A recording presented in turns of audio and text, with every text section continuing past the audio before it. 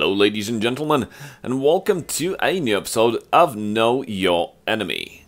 Open your notebooks on page 6, because today we are going to study the touchy subject of Mid-Dagoth. What is Mid-Dagoth?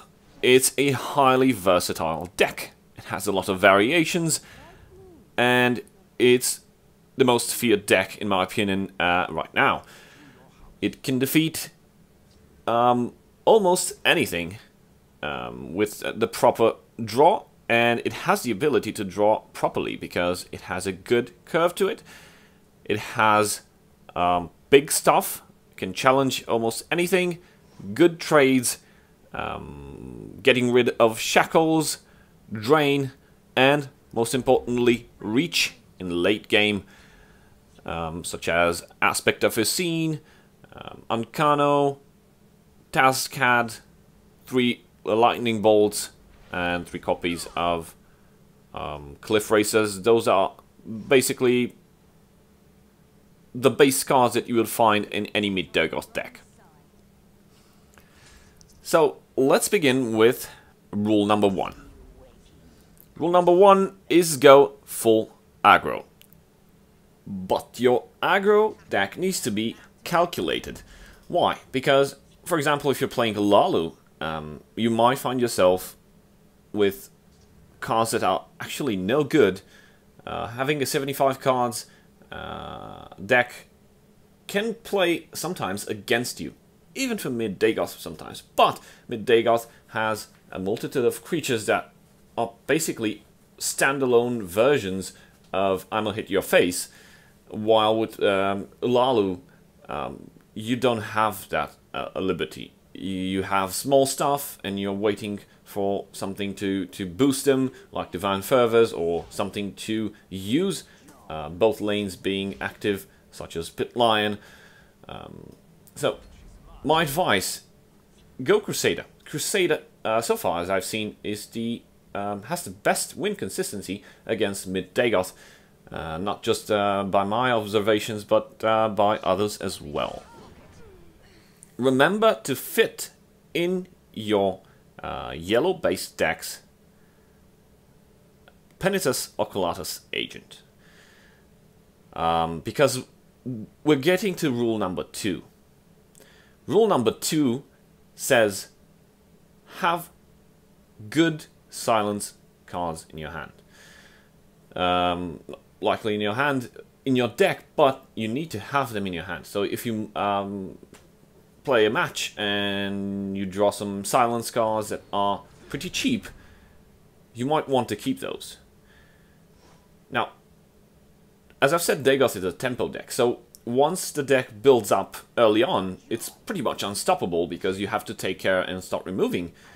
If you're playing aggro, you don't need to start removing, you go full face, trade only when it's necessary and in your favor, while using cards such as Crusader's Assault.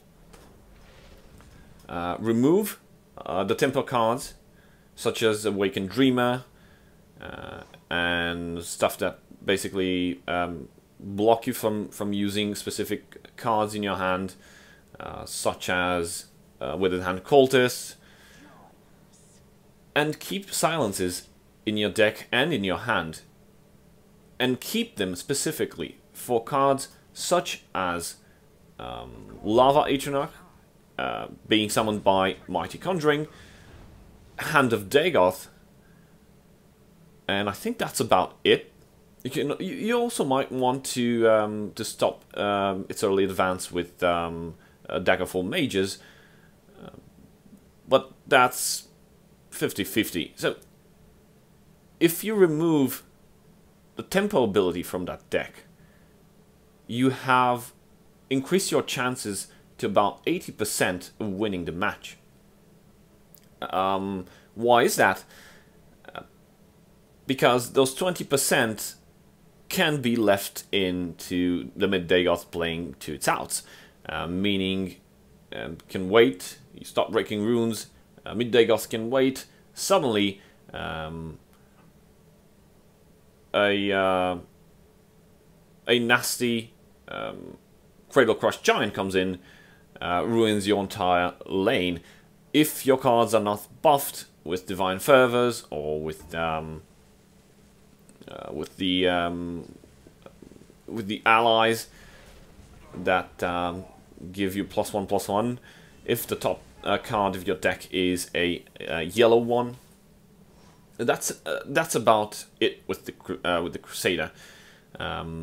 Other decks that might have consistency wins against Mid-Dagoth are Tempo Assassin, but Tempo Assassin is somewhat flimsy if Mid-Dagoth starts drawing good cards, wards up its guards, because it has a lot of guards at its disposal. Pretty big HP. So let's go into the mid-range area. So if you're playing a mid-range deck and you're facing a Mid-Dagoth, your only chance is pretty much as in the aggro deck, go for face and try to silence, if you have silence in your deck, try to silence the guards, Hand of Dagoth. Mid-range decks, I'd say the most disadvantage class would be Mid-Sorcerer. It only has, most of people only fit those 3 copies of Sorcerer's Negation, and think that that's about it. It's fine. No, it's not fine. You have no reach except for those 3 lightning bolts, and possibly some people fit Ancano in the deck, but that's about it with your reach. If you don't take care of the tempo cards early on, like trade favorably with Young Mammoth, you might find yourself in a very bad situation in which you are unable to deal a sufficient amount of damage to defeat the Mid-Dagoth, because Mid-Dagoth will just drain back up. Let's head over a bit into control. So if you're playing a control deck, you might want to do the exact opposite of aggro mid-range. Rule number 3, keep your big removals handy. What does that mean is keep them at the ready for the important stuff in a Mid-Dagoth deck. There are some key cards that you want to just remove or cast into time, or even Piercing Twilight if you're running that in your control deck. You've got the Cliff Racer, you've got Hand of Dagoth, you've got Blood Dragon.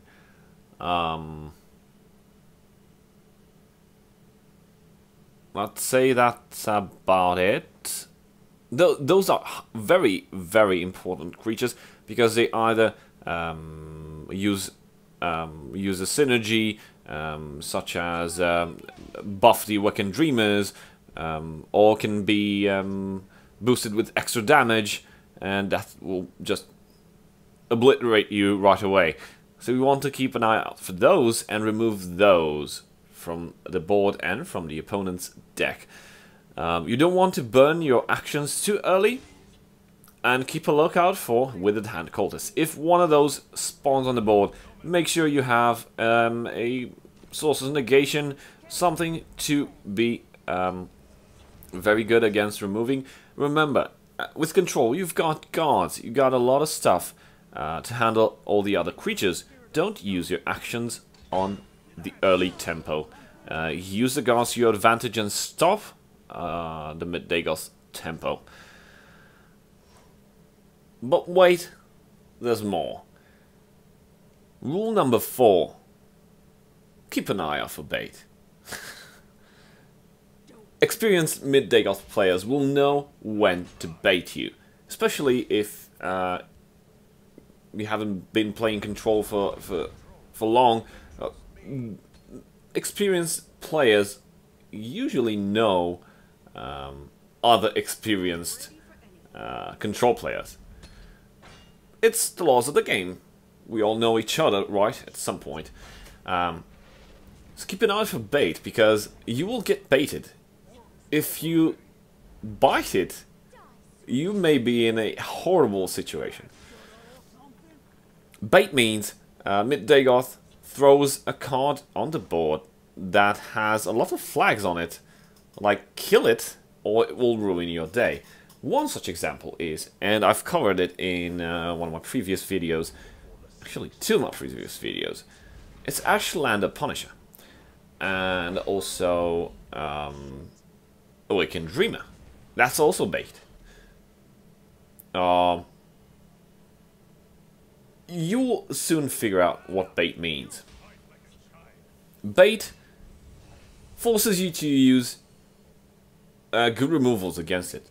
By doing that, you will fail to remove important keycards, such as the ones that will end the match in favor of mid-Dagoth. Thank you guys for watching. Hope this lesson was a good one. I'll see you next time. Cheers.